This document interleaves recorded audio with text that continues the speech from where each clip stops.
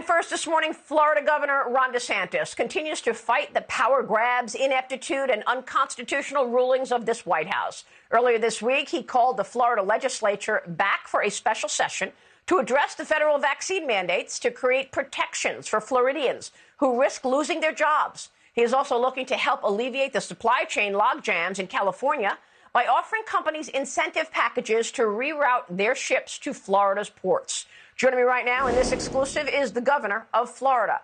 Governor, it's good to have you. Thanks very much for being here this morning. Good morning. Tell me first about the log jams that we're seeing in California. We've got about 160 ships sitting there idle, unable to drop off products. That's why we've got empty shelves across the country. What can you do in Florida? Well, Maria, we're really proud of our seaports. Since I've been governor, we've invested about $1 billion into modernizing them and making them even more effective. So we have capacity. So if there are ships that are idled off the West Coast, and actually there's some off Savannah on the East Coast as well, we've already had some from Savannah be rerouted. We can accept that. We have more capacity. And they made a big deal, Maria, recently about California ports would start doing 24/7. We always do 24/7 in Florida. And so we have multiple options. Each individual port can offer companies incentive packages to be able to do it. Obviously, that's a good thing for Florida because we're driving more economic activity in our state, and we've been doing very well. But it's also good for the country to be able to alleviate these log jams because to have shortages continue to pile up. And especially as we get into the Christmas season, this drive inflation even higher. I mean, it's a huge problem. And so Florida can step up and help be a partial solution to this really national crisis. We want to do it. So tell me more about the economy in Florida. You said that you have been creating jobs. You know, there were reporters mocking you over the last 6 months for your stance on ensuring there was freedom and liberty for Floridians, and yet now we turn around and we see what's happened in Florida with job creation. What can you tell us? So September, the nation as a whole reported 195,000 new jobs. Florida's, the state numbers came out this past week. Florida's share of that was 84,500 out of the 195,000. If you look at August 2021 and look at our hotel revenue compared to August of 2019 pre-COVID, we were up 11% over that. The nation as a whole was down 5% compared to 2019 pre-COVID. And so we have been able to protect hundreds and hundreds of thousands of jobs, thousands of small businesses, and we've provided more and more opportunity. We have 400 to 500,000 job openings right now in Florida. You go back when COVID first started, everyone thought because we have such a service-based and tourism-based economy that we would be having massive problems for years to come. And we were able to make sure that we protected people's right to work and businesses' right to operate. And the result is we've really been leading the way now in terms of these economic numbers, even in the face of a lot of hostile trends coming out of Washington, D.C. Yeah, and we haven't seen any of those hostile reporters report on any of the facts in Florida that you're talking about. Look, the president is still trying to, cut down the power of governors. Last week, he said that he would send the National Guard in there to help with the supply logjam, and then the White House had to walk it back. So I ask you, because the National Guard is the purview of governors, the White House is saying requesting the use of the National Guard at the state level is under the purview of governors. And we are not actively pursuing the use of the National Guard on a federal level after he said he would. Would you, Governor DeSantis, consider the National Guard?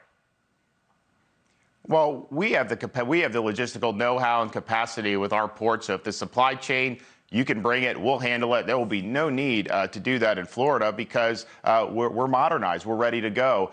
If you're going to start talking about National Guard, what he should be doing is sending them to the southern border to get that under control, because that's a catastrophe. Month after month, we see 100, 200,000 people coming illegally. He inherited a policy under Donald Trump, which was effective, and now it's a total disaster. And so he's always criticizing governors. He's criticizing Florida, Texas. But that's his job to secure our country, and he's failed to do so. Meanwhile, these vaccine mandates are clearly unconstitutional, and now you've got first responders quitting in droves. We're going to speak with one of them who just lost his benefits later on in the program, a firefighter from Seattle. But look at some of these mandates and how they're causing havoc, because the health systems across the country are already at crisis levels. And now nurses are saying, look, I have religious reasons, I have other reasons that I don't want to be forced to take the shot. So they're walking off the job. Military, if you get discharged in the military with a dishonorable discharge, it's almost equivalent to being treated like a felon. You can't work again. Police unions are resisting. In Chicago, there will be fewer police on the streets, already a situation that has crime surging. What are you doing with regard to these vaccine mandates in Florida, Governor? Well, fortunately, we've been able to fight back very effectively against mandates imposed by, for example, local governments against police fire. Maria, these people we've been hailing as heroes, the nurses we've said have been heroes this whole time.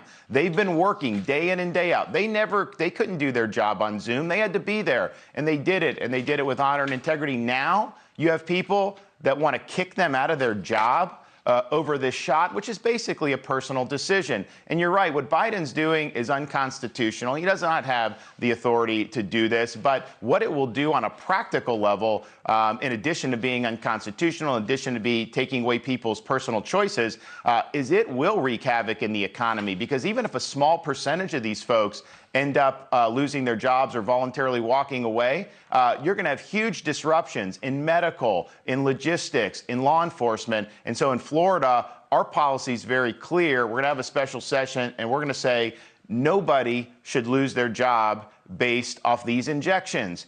It's a choice you can make, but we want to make sure we're protecting your jobs and your livelihoods. Yeah, not only that, but in a situation where there's crime spiking across the country, the president of the union, police union in Chicago, is estimating that 3,200 Chicago police are defying the vaccine, and they will be off the job. That means off the streets. What is that doing to the American people and their feeling of safety? It's very concerning. Your thoughts on where this is going? I mean, is he just trying to insist that this is a law so that companies follow before it could actually be, abdicated and confirmed to be unconstitutional?